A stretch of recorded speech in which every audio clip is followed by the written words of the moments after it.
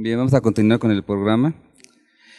El siguiente tema es el uso de la morfina en cirugía oncológica y está a cargo de la doctora Juliana Isabel Olivero Vázquez.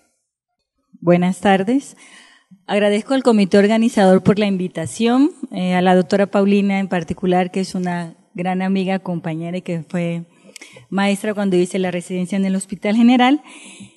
Y bueno, aunque aparezco en el programa como que vengo de Colombia, sí soy de origen colombiano, pero me formé aquí en la Ciudad de México, en el Hospital General de México, y ahorita laboro en este hospital desde hace 3 años en el servicio de gineco obstetricia, en el turno más complicado, que es el turno nocturno, porque es cuando realmente tenemos menos recursos, sobre todo en mi hospital, y donde más complicaciones presentan las pacientes.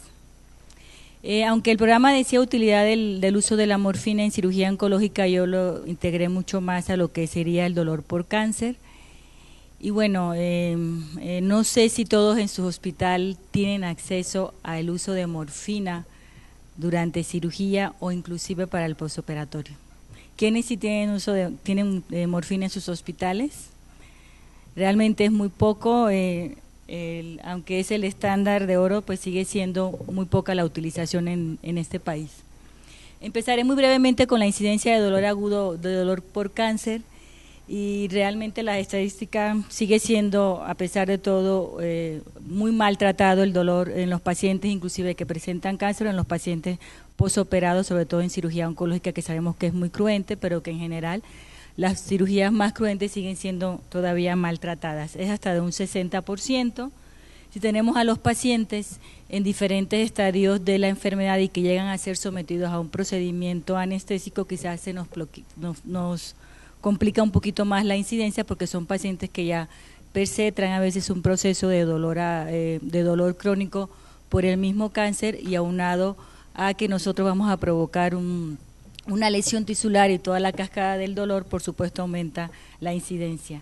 Dependiendo del estadio del cáncer, vemos que casi prácticamente hasta el 70% de los pacientes con cáncer avanzado presentan una incidencia de dolor hasta del 70%, y como todos sabemos, según la definición de dolor, que es un proceso tanto psicológico como social, hoy tenemos pacientes con estados de ansiedad, pacientes con estados de depresión y pacientes ante la incertidumbre de no saber si un procedimiento quirúrgico va a poderlos curar o no, con lo cual se aumenta la mayor incidencia de dolor. Después de una cirugía, o sea, un paciente sometido a un problema con cáncer, que se le hace una cirugía para curarlo, la incidencia de dolor, y estoy hablando de dolor moderado a severo, ni siquiera es dolor leve, dolor moderado a severo, es hasta prácticamente de un 33%, en los cuales nosotros prácticamente estamos implicados en saber controlar esto. Y lo pongo aquí porque quizás vamos a ver en el transcurso de la ponencia que hasta el día no podemos entender por qué sigue subutilizándose la morfina. Veremos beneficios, veremos todos los estudios que hay, pero sigue subutilizándose la morfina para el manejo del dolor, ya sea agudo o dolor crónico. Y quizás esto es uno de los principales motivos por los cuales a veces tenemos miedo, que es la incidencia de adicciones. Haciéndose seguimiento en pacientes que toman de manera crónica, sobre todo la morfina, se ha visto que la incidencia va de un 0 a un 7.7%. Realmente, bueno, dirán 7% es muy alta, pero en un paciente con cáncer hay que poner en una balanza. Probablemente si me quedan 6 o un año de vida, la adicción es lo que menos me preocupa, el poder llegar a una etapa de una muerte tranquila. ¿Qué guías debemos de seguir? Nosotros no solamente estamos implicados en lo que es un manejo anestésico, es un manejo perioperatorio, y quizás debemos estar relacionados, no me detengo mucho en esto, todos lo conocemos, en evaluar adecuadamente y reevaluar el dolor. Se evalúa en un paciente con cáncer que es sometido a cirugía, muchas veces llegan con tratamiento o con estados dolorosos por cáncer, o se van a desarrollar después de una cirugía. Entonces tenemos que evaluar antes al paciente y reevaluar el dolor que presenta el paciente. Todos sabemos la semiología del dolor, evaluar y reevaluar al paciente. Eso incluye desde estados que ya están descritos de carnosis, como sería el estado físico en el que el paciente entra al quirófano, o en un paciente que va a ser visto en la consulta externa, integrar prácticamente el impacto que tiene la terapia y la enfermedad, tanto en el punto de vista físico como estado psicológico y estado social del paciente. Todos estos parámetros de alguna manera nos van a nosotros a marcar la pauta el utilizar o no los opioides durante cirugía e inclusive en el postoperatorio o en pacientes con cáncer. Y algo muy importante, presencia de opiofobia, aunque estos son los lineamientos hechos por la Organización Mundial de la Salud, aquí se lo estamos haciendo al paciente, pero tendremos también que nosotros hacerlo. La mayoría de los médicos tratantes tenemos opiofobia. Nosotros mismos como cuidadores o como proveedores de lo que es salud, tenemos mucho miedo de utilizar a veces, el solo nombre de morfina nos da mucho miedo. Miedo de presión respiratoria, miedo de provocar adicciones y medio en general de todo lo que lleva la morfina alrededor. Y también evaluar y reevaluar cómo yo informo a los pacientes. Es un tratamiento integral. Las escalas que opioides durante una cirugía oncológica, se supone que tengo que manejar el dolor. La responsabilidad del dolor postoperatorio sigue siendo del anestesiólogo, no del cirujano, con lo cual nosotros debemos estar familiarizados con lo que es dolor agudo, incluso a veces dolor crónico, prácticamente lo necesario, y tenemos que saber que existen muchas maneras de evaluarlo. Las escalas más aceptadas puede ser la escala verbal, la que todos conocemos, la escala visual análoga, o la escala numérica para los muchas veces estas tres escalas no funcionan, sobre todo en nuestro medio. Tenemos pacientes o que no hablan español, pacientes analfabetos que a veces no entienden absolutamente. Existen otras escalas, en el Instituto Nacional de Cancerología se hizo la escala frutal, desde un limón hasta lo que sería una sandía para que el paciente pudiera describir el dolor, pero bueno, son escalas que de alguna manera no están aprobadas por la Organización Mundial de la Salud y así tenemos que buscar la manera de nosotros poder evaluar el dolor. El abordaje o por qué nosotros debemos saber este abordaje, el abordaje básico, esta escalera que se hizo desde el año de 1986 por la Organización Mundial de la Salud, hasta la fecha sigue vigente, sí sigue vigente, pero se le han hecho muchas modificaciones, se le ha modificado por muchas organizaciones. La última modificación fue hecha en el 2009, no es estática, la que todos conocemos son las escalas de los 3 peldaños, de hecho la nueva tendencia es que la escala, el segundo escalón de la escala analgésica o no debería de utilizarse o debería desaparecer. Y la mayoría de nosotros como anestesiólogos, por muchas razones, nos quedamos normalmente en este escalón para dar tratamiento analgésico, para utilizar ciertos medicamentos en cirugía oncológica, para hacer controlar el dolor agudo postoperatorio. Esta escala no significa que yo tengo que empezar por aquí. La escala es flexible, quiere decir que si ustedes, dependiendo del tipo de cirugía, dependiendo del tipo de dolor que ustedes van a esperar en el postoperatorio o cuando vayan al paciente antes de ingresar al quirófano, pueden obviar la escalera 1 o 2 y pasarse de una vez al escalón 3, o igualmente, si necesitan empezar por el escalón 3 de manera agresiva, después se pueden bajar al escalón 1. Esto no es que yo tengo que ir esperando porque el paciente con cáncer o un paciente que va a ser sometido a cirugía oncológica, las primeras 24 o 48 horas va a ser la mayor incidencia de dolor y es un dolor muchas veces, o la mayoría de las veces es un dolor severo, con lo cual yo no me puedo dar el lujo de estar esperándome 24 horas a ver a cómo responde a los pacientes a diferentes opioides. Y por último, esto del el cuarto nivel, que son alternativas al tratamiento farmacológico, alternativas que ya puede ser anestesia regional, el tratamiento inclusive con bombas PCA, el usar bloqueos neurolíticos, el dejar catéteres peridurales, el dejar catéteres o colocar bombas implantables intratecales, estimuladores de nervios espinales. Entonces, esta prácticamente es la parte invasiva que muchas de las veces quien está más implicado es el anestesiólogo. Entonces, podemos nosotros jugar entre este paso, este escalón y el último escalón. Bueno, la ponencia se centra en la utilización principalmente de la morfina, pero yo voy a hablar en general de los opioides. Todos los anestesiólogos en teoría somos expertos en opioides. Pareciera que todo es muy fácil, pero la verdad hay que entender algunas diferencias farmacocinéticas, farmacodinámicas, para poder nosotros entender el por qué muchas veces los pacientes responden de una manera o de otra. A pesar de que siguen siendo la piedra angular del tratamiento por cáncer, o a pesar de que hay muchos estudios inclusive del uso de opioides para el posoperatorio en cirugía oncológica, la verdad es que en la práctica diaria los estudios nos dicen que son los subutilizados. Se utilizan más los opioides débiles que inclusive la morfina. Prácticamente nosotros damos un procedimiento anestésico, ponemos fentanil, dejamos un catéter peridural y entonces dejamos una infusión en el postoperatorio con fentanil peridural o buprenorfina peridural, siendo que sean malas elecciones, pero siempre dejamos lo que es la morfina al final, o porque no disponemos en el hospital, porque muchas veces no lo manejamos bien, o porque simple y sencillamente en nuestra educación, desde la parte de la escuela de medicina hasta la fecha, no se nos adiestra sobre el uso de la morfina.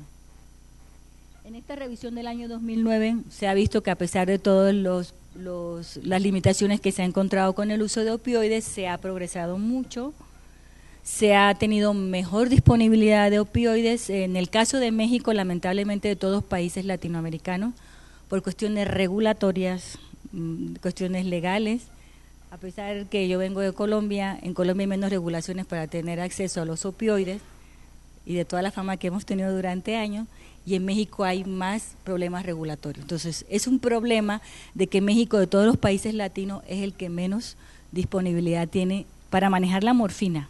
Estoy hablando nada más porque están hechos en base a la morfina. Y si hablamos del punto de vista anestésico, pues volvemos a lo mismo.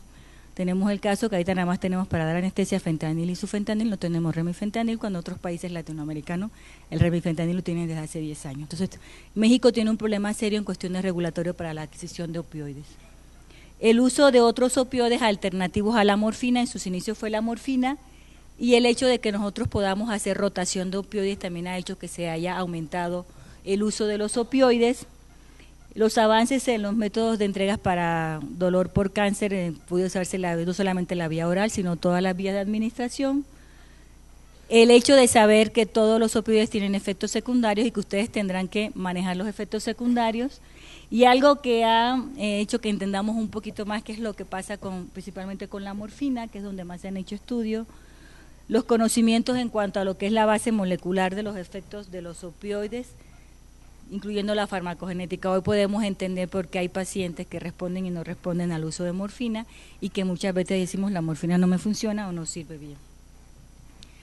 El mecanismo de acción, pues todos lo sabemos, prácticamente los opioides se unen a lo que es la proteína G y actúan principalmente sobre dos canales de calcio y canales de lo que es sodio y potasio. Canales de calcio bloqueando el canal de calcio a nivel de presináptico, con lo que disminuye la liberación de neurotransmisores, principalmente la sustancia P y otros que son productores de dolor, y a nivel de lo que es canales de potasio y de sodio, hiperpolarizando la membrana y disminuyendo prácticamente la excitabilidad. Esto es lo que se ve a nivel presináptico y postsináptico. Y bueno, que todos sabemos en todo lo que es la economía a nivel de médula espinal, a nivel central, donde encontramos estos receptores opioides, que no me voy a detener mucho en ellos. Y la nueva clasificación de los receptores que nosotros estábamos acostumbrados, delta, kappa y mu, pues esta clasificación realmente ya no se usa mucho. Esta es la nueva clasificación de la biología molecular, y el nuevo receptor que tenemos, que es el receptor de nociceptina y orfanina, que este receptor se usa principalmente en pacientes con cáncer más que en lo que sería dolor agudo postoperatorio, y que está involucrado prácticamente en lo que es hambre y saciedad, hambre, con lo cual se está utilizando mucho en los pacientes que tienen problemas de ingesta de alimentos. Dos términos que quiero dejar muy claros: la tolerancia y la dependencia física, que son fisiológicos de los opioides, que se aplica también para la morfina, y que tenemos que conocerlos nosotros porque son uno de los mayores limitantes. A todos nos ha tocado el paciente que llega a quirófano. Tuvimos ayer un paciente de 70 kilos que le iban a operar de un CA de estómago. Yo me gasté, un ejemplo, 500 microgramos de fentanil.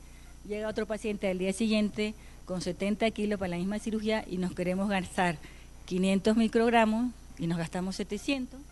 Una de dos: o decimos que el paciente es adicto, porque todos lo hemos pensado, y decimos está consumiendo más, o hay cosas que no entendemos. Entonces, primero hay que entender que la variabilidad es, de hecho los opioides te tienen que titular capsular de manera individual, no como recetas de cocina, y teniendo en cuenta que la mayoría de los pacientes pueden presentar tolerancia o dependencia física.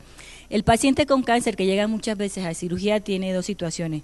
Si ya tenía previamente dolor, son pacientes que ya no son vírgenes al uso de opioides y son pacientes que probablemente van a tener algo de tolerancia porque ya han recibido previamente uso de opioides, con lo cual desarrollaron farmacológicamente la tolerancia. Entonces, para ustedes poder conseguir el efecto deseado van a tener que aumentar la dosis y eso es normal. La dependencia física y psicológica, que bueno, la psicológica es prácticamente lo que conocemos por adicción, y la dependencia física, que prácticamente es una respuesta fisiológica a aquellos pacientes que han estado recibiendo opioides de manera habitual y que de pronto nosotros hacemos reversión durante un acto anestésico con naloxona. Hay que tener mucho cuidado, sobre todo en los pacientes con cáncer es muy común. Cuando nosotros estábamos en el Instituto Nacional de Cancerología nos llamaban a las áreas de recuperación porque el paciente no ventilaba y el anestesiólogo se hizo muy fácil ponerle naloxona a un paciente con cáncer que estaba recibiendo opioides. Entonces es un problema porque es un paciente que presenta síndromes de abstinencia. Aquí está prácticamente la tabla que todos conocemos dependiendo del receptor. El receptor más importante es el receptor mu, el receptor delta y kappa tienen subdivisiones, el 1 y el 2, pero el que nosotros normalmente utilizamos más es el receptor mu para provocar lo que conocemos como analgesia. Lamentablemente también tiene otros efectos secundarios, y el delta junto con el receptor mu hacen una interacción, dijéramos farmacológica, y entonces todos los efectos que ustedes ven es una interacción entre el receptor mu y el receptor delta para producir analgesia. La clasificación o la división que normalmente nos decían de los receptores cuando usábamos opioides, que es el receptor kappa, actuaba nada más a nivel espinal, el receptor mu a nivel del sistema nervioso central superior o lo que es encéfalo, ya no es válido. Hay mayor población del receptor kappa a nivel espinal, pero también a nivel superior tenemos receptor kappa, entonces habrá predilección por uno u otro receptor, pero lo encontramos en todo el sistema nervioso central.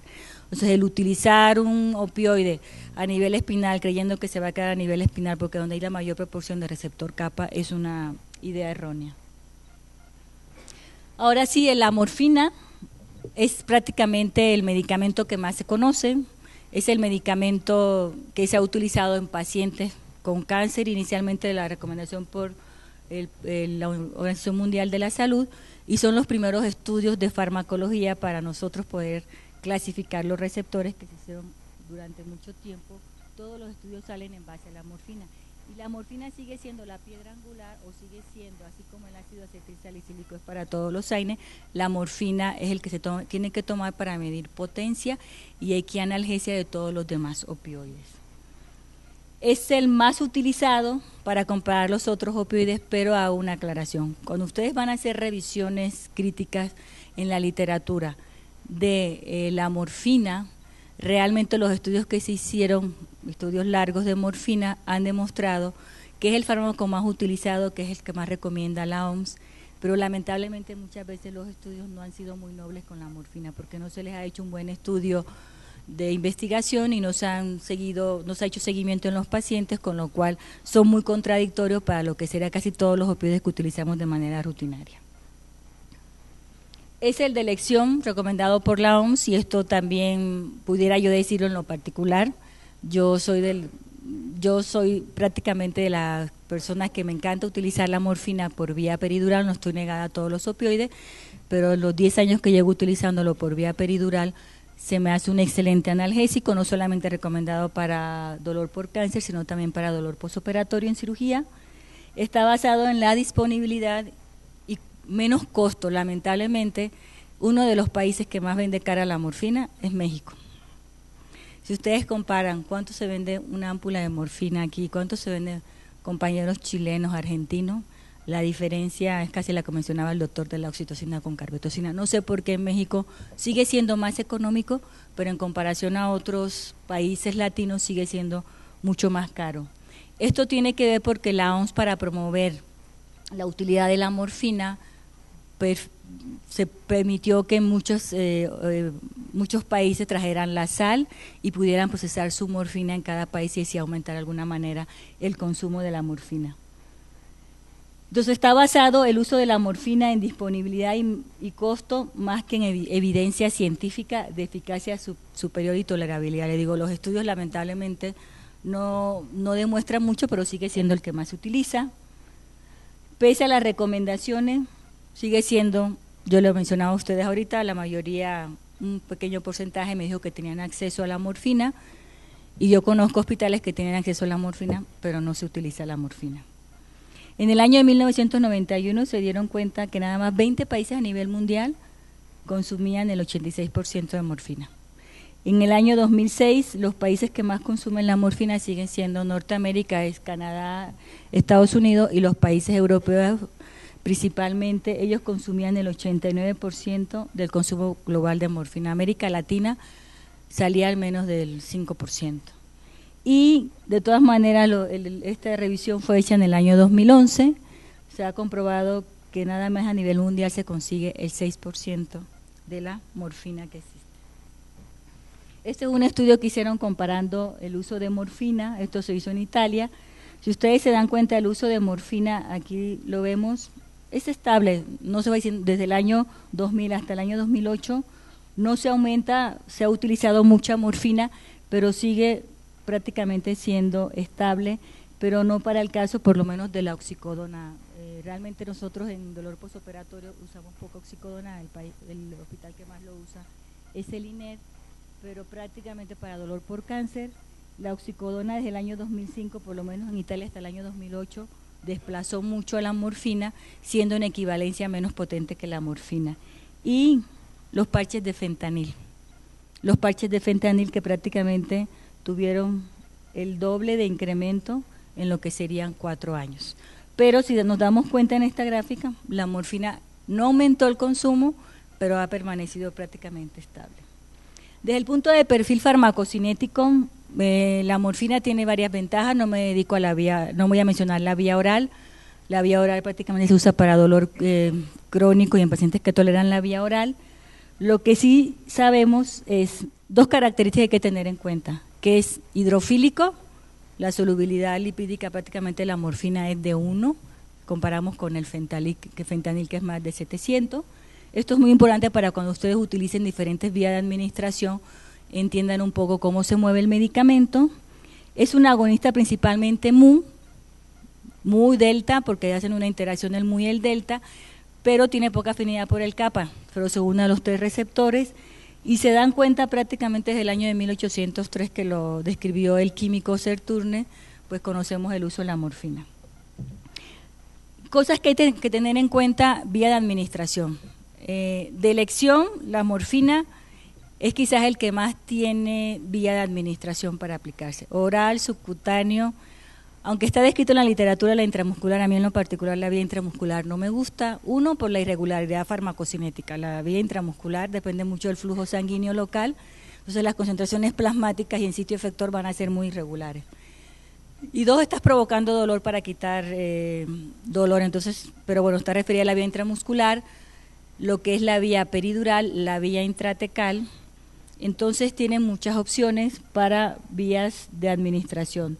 El problema cuando lo dan por vía oral es que la morfina sí tiene metabolismo de primer paso, principalmente glucoronización, fase 2, con lo cual la biodisponibilidad del medicamento es nada más de un 20%.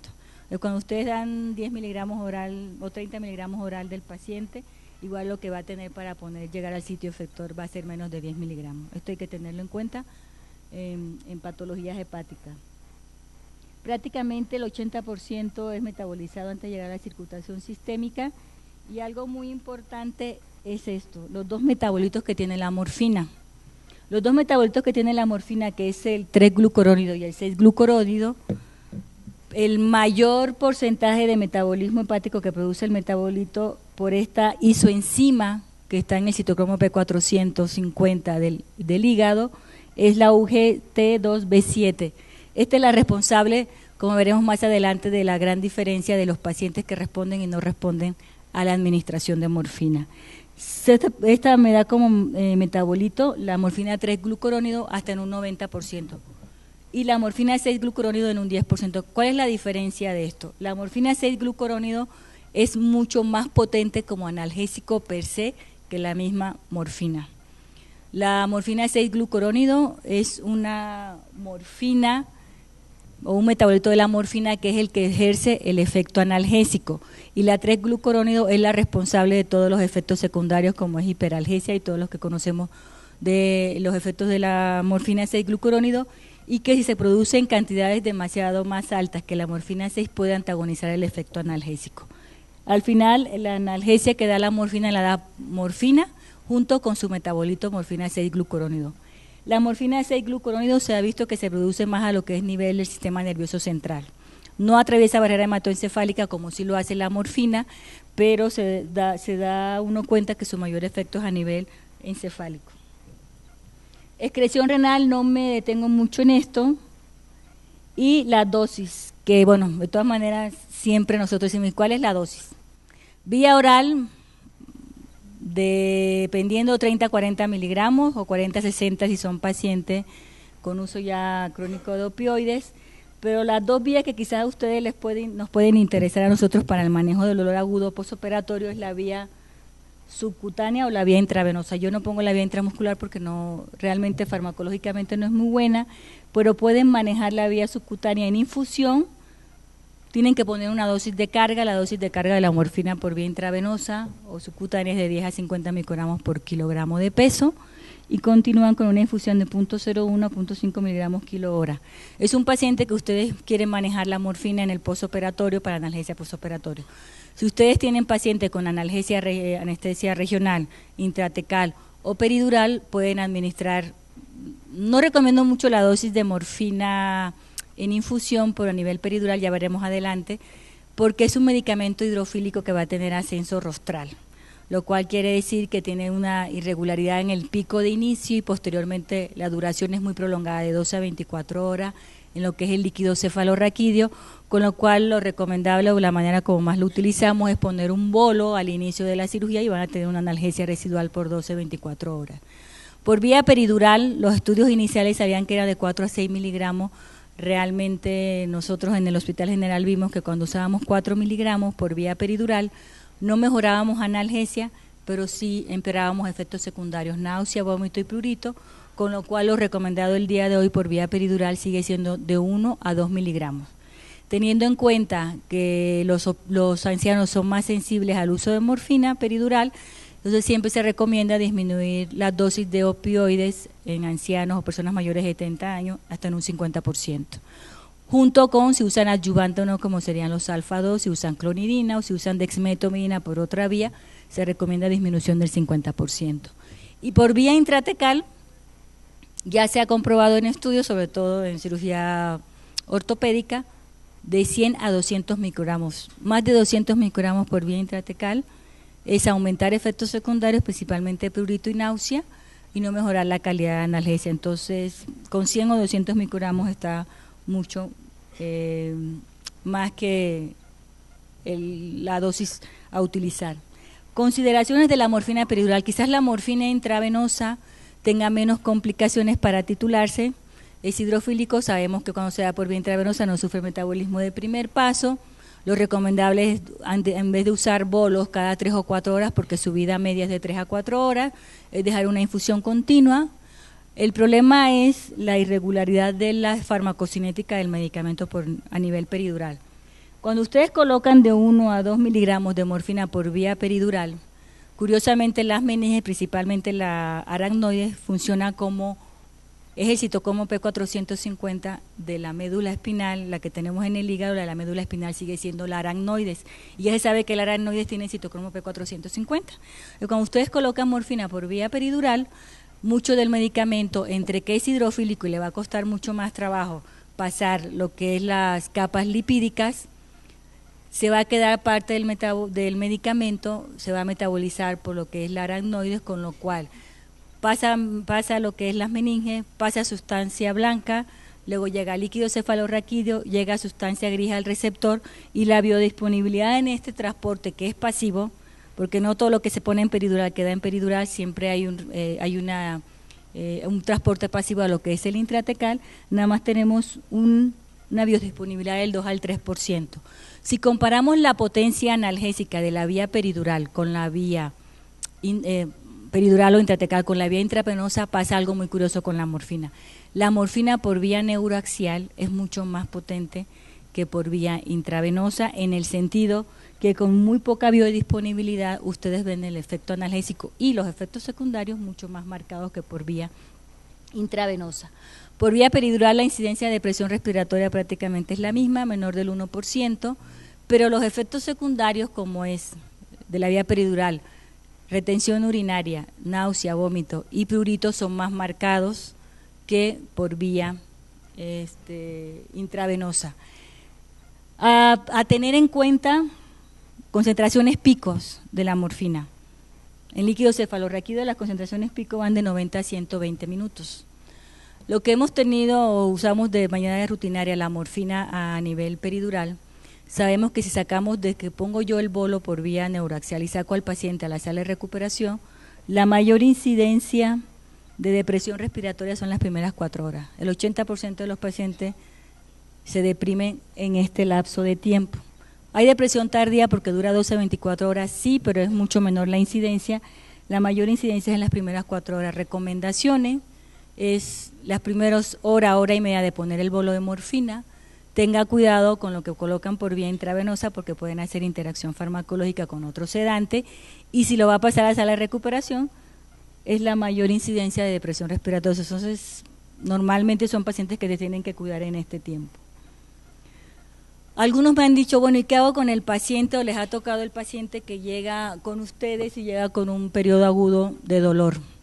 Esto me salga un poco porque al final creo que la vía peridural, la vía intratecal lo manejamos perfectamente como anestesiólogos, pero ¿qué hacen ustedes ante un paciente que llega con ustedes a un quirófano o a una evaluación preanestésica antes de ser sometido a una cirugía?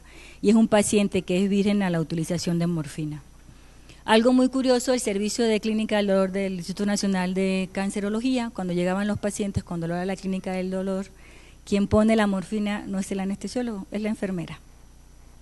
La enfermera llegaba, hacía una evaluación de leva, vía subcutánea, porque no tenemos vía intravenosa, tenía que ponerle un bolo de morfina para rescatarlo del dolor.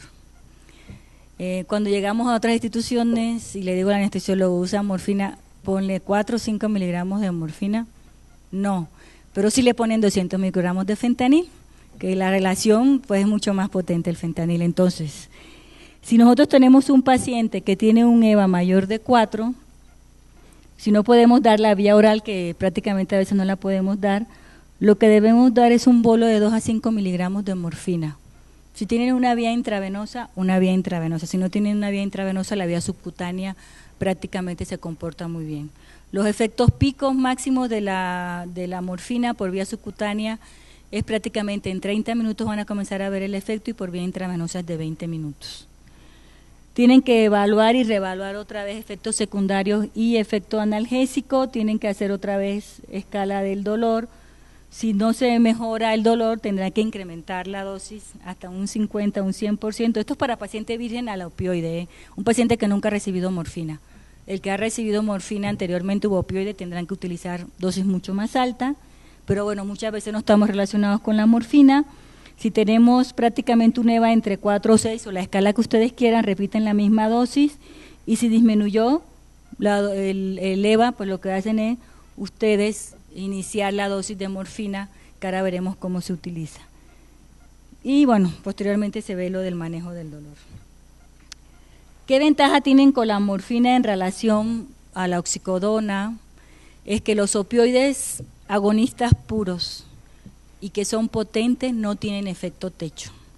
Los agonistas parciales, tramadol, oxicodona, tienen efecto techo. Todos sabemos que tramadol 600 miligramos es la dosis techo 24 horas. Si no funciona con eso el dolor, hay que quitarlo y pasar al siguiente escalón. Por eso le decía que la OMS dice, bueno, ¿hasta qué punto el segundo escalón de la escalera a veces bloquea un adecuado control del dolor? Entonces, la morfina, no, aquí está todo, pero la morfina no tiene efecto techo. Ustedes pueden iniciar con 20 a 40 miligramos. La potencia, acuérdense, si ustedes tienen la vía oral o les llega, o qué pasa con un paciente que llega a cirugía oncológica, está tomando morfina de base por el área de clínica del dolor y tiene que pasar a cirugía y luego tiene que salir de cirugía, y que ahí no debería de ir la clínica de dolor a cuidar del dolor, lo deberían de hacer los anestesiólogos o deberíamos hacerlos nosotros. ¿Qué hacemos? ¿Cómo hacemos la conversión de pasar de la vía oral a la vía intravenosa? Muy fácil, todo lo dividimos en tercios. De la vía oral a la vía intravenosa lo dividimos entre 3, de la vía intravenosa a la vía peridural lo dividimos entre 3 y de la vía peridural a la vía intratecal lo dividimos entre 3. Acuérdense que la vía intratecal ya no tenemos la meninge que están limitándome el acceso. En el caso de la buprenorfina, que yo sé que la buprenorfina la utilizamos mucho, la buprenorfina es potente, es 50 veces más potente que la morfina, pero tiene un problema, es un agonista parcial. A mayores dosis de 3 miligramos, ustedes tienen un efecto techo para la analgesia, entonces no controlan la analgesia, pero sí aparecen más efectos secundarios. Afortunadamente que no nos toca ver una depresión respiratoria por buprenorfina. La buprenorfina tiene la mayor selectividad de todos los opioides por el receptor mu, que es el responsable de la depresión respiratoria. Entonces, casi no se presenta, pero es un medicamento que hay que tener mucho cuidado. Aquí está prácticamente las equivalencias y algo que quiero dejar a conocimiento es qué pasa con los pacientes que reciben morfina.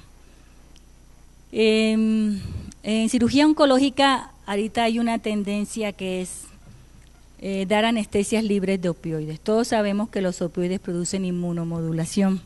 Hay estudios que están estudios serios que nos mencionan recurrencias, sobre todo hechos en cáncer de próstata y de mama, que al parecer cuando se utilizó morfina, los pacientes tuvieron mayor recurrencia del cáncer y o tuvieron mayor crecimiento tumoral. La balanza sí produce inmunomodulación.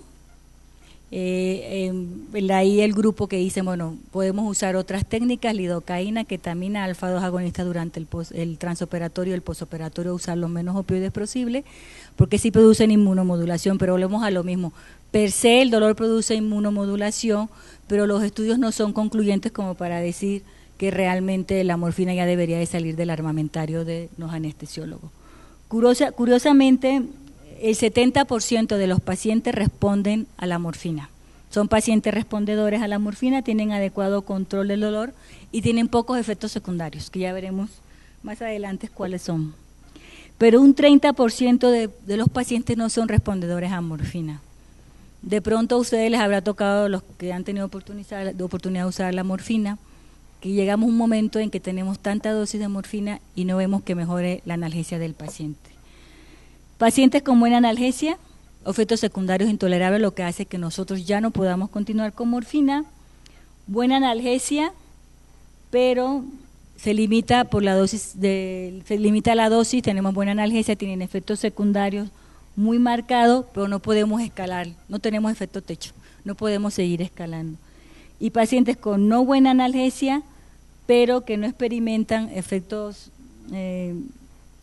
secundarios, aún escalando la dosis de morfina. O sea, el paciente que yo le doy 40 miligramos de morfina no tiene buena analgesia, pero tampoco tiene efectos secundarios que nos están limitando. Le pongo 50, le pongo 60 y son pacientes que puedo seguir aumentando, pero sabemos que llega un momento en que tenemos demasiadas dosis de opioides. La ventaja que tenemos nosotros actualmente es la rotación de opioides o el utilizar a veces 2 opioides durante el manejo del dolor. Paciente que probablemente la morfina per se sea demasiado alta la dosis para el control del dolor y yo en vez de escalar la dosis de morfina por los efectos secundarios o por otra situación, lo que decido es agregar un segundo opioide que puede ser inclusive un opioide, pudiéramos decir débil dentro de la escala y de alguna manera comenzar a bajar mi dosis en lo que se alcanzan concentraciones del medicamento y podemos hacer entonces el cambio, aunque no lo parezcan, de un opioide potente a un opioide débil. Esto es prácticamente los estudios que han hecho el doctor Mercadante, que fue el que hizo un estudio muy grande, donde pacientes que no tenían adecuado control del dolor, efectos adversos muy marcados, o pacientes con control del dolor no controlado, y efectos adversos demasiado, lo que hizo fue utilizar prácticamente más de 2 opioides y cambiarlos al otro opioide. Siempre cuando manejemos opioides para así como usamos en anestesia, por todos los efectos secundarios que tenemos, del manejo anestésico, náusea y vómito y todo lo demás, para prevenir en el posoperatorio, es lo mismo para el uso de morfina y todos los opioides. La misma manera en que yo prescribo opioides, debo de prescribir el uso de medicamentos para disminuir el efectos secundarios. Me he encontrado en hospitales donde me dicen, yo no uso morfina porque da mucha náusea y mucho vómito. Ah, bueno, el tramadol da más náusea y vómito que la morfina y la buprenorfina. Yo no uso morfina porque da prurito. Está bien. Entonces, la constipación que se basa en el uso crónico de opioides, si ustedes usan morfina por vía oral, es el único efecto secundario que prácticamente nunca se va a habituar el cuerpo. La náusea y el vómito toma entre 1 o 2 semanas, hacen tolerancia y es mucho más fácil manejarlo, pero la constipación casi siempre va a estar presente en todos los pacientes que usan crónicamente opioides. Entonces, prescribir laxante para náusea y vómito, usar antieméticos. Pues a veces en mi hospital nada más tengo metoclopramida y sabemos que la metoclopramida no sirve, pero bueno, a veces lo pongo, pero es inhibidores de serotonina, usar esteroides o cualquier otra profilaxis para náusea y vómito, retención urinaria y el prurito. 2 cosas, el prurito para vía peridural tiene un mecanismo de acción y para vía intravenosa otro. Si usted está dando por vía intravenosa morfina y presenta al paciente prurito, va a responder perfectamente al uso de antihistamínicos porque parece ser que la vía para provocar prurito, los opioides por vía intravenosa, si es sobre el receptor de histamina. Pero por vía peridural, que es donde más se ha estudiado y es lo más difícil, el prurito que se ve con el uso de morfina por vía peridural no involucra el receptor de la histamina, involucra el receptor de histamina. Entonces, los antihistamínicos para el uso para controlar el prurito en analgesia regional con morfina, se recomienda utilizar ondansetron o inhibidores del 5-HT3 o inclusive bolos de 10 miligramos de propofol. No antihistamínicos porque el mecanismo de acción es completamente diferente. Y si tienen toxicidad del sistema nervioso central, mucha somnolencia, confusión, los opioides pueden provocar alucinaciones, sobre todo se ve mucho con la morfina, mioclonías, hiperalgesia y alodinia. Tendrán que usar, para caso de alucinaciones, pueden utilizar el haloperidol. Para el caso de hiperalgesia, lo que más se recomienda es pacientes con riesgo, que es dosis elevadas de opioides en el transoperatorio, bloquear los receptores NMDA, como es el caso de la ketamina, o utilizar alfa-2 agonistas. Como conclusión, es el más importante y ampliamente utilizado para dolor agudo y crónico en la literatura mundial. No me estoy refiriendo exclusivamente a México, pero en la literatura mundial es el que más tiene estudios. En México depende mucho de escuela, les puedo decir que el Hospital General sí es un hospital de prácticamente utilizar mucha morfina por vía peridural, e inclusive por vía intravenosa muy poca, pero bueno, es la vía que más se utiliza. La amplia variabilidad interindividual en la respuesta de los pacientes es por implicaciones genéticas. La genética es la que nos va a resolver todo prácticamente. La vía metabólica, los sitios de acción y la eliminación son regulados por enzimas que en muchas circunstancias están relacionadas mucho a las reacciones adversas.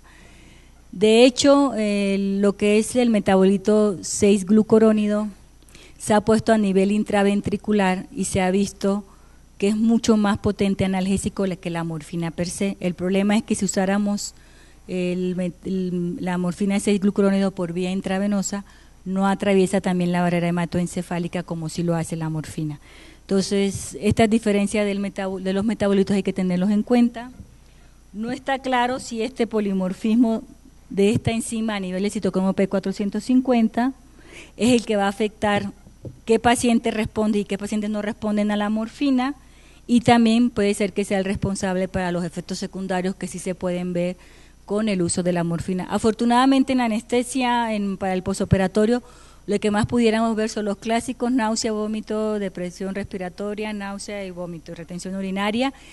En los ancianos podemos ver algún problema de lo que sería desorientación, pero son los menos frecuentes. Y la morfina y los metabolitos tienen que atravesar la barrera hematoencefálica para llegar al sistema nervioso central para sus efectos. y a veces la variabilidad en esta farmacocinética, sobre todo en pacientes con cáncer, que es donde más se han hecho estudios, está asociado con una variante de este gen ABCB1. Entonces a veces no creamos que estamos haciendo mal las cosas, a veces hay pacientes que tienen una respuesta completamente que no esperábamos. Y algo muy importante, yo les di dosis de morfina por todas las vías, pero siempre hay que individualizar las dosis de los fármacos en general por la variabilidad que encontramos en cada paciente y por el tipo de cirugías. Pues muchas gracias por su atención, no sé si tengan alguna duda o pregunta.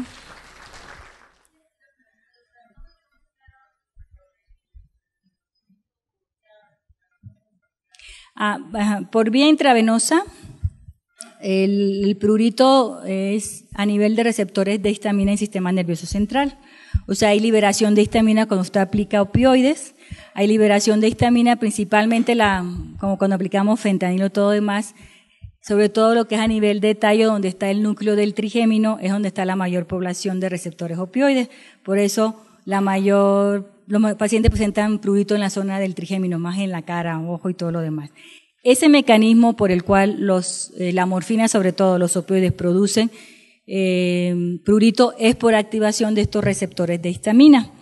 Cuando usted pone la morfina por vía peridural, si usted lo pone por vía intratecal, la mayor incidencia de prurito se ve en la vía intratecal. El 90% de los pacientes pueden presentar prurito. Es la misma distribución, pero curiosamente haciendo los estudios se les pone antihistamínico y se dan cuenta que los pacientes no mejoran con antihistamínico.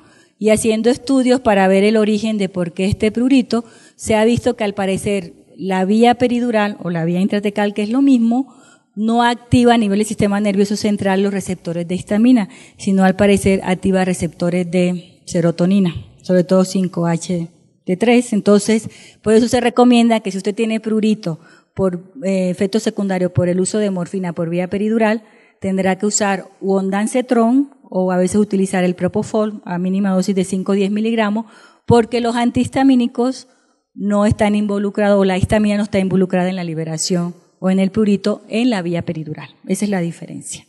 No sé si le pude responder bien. Okay.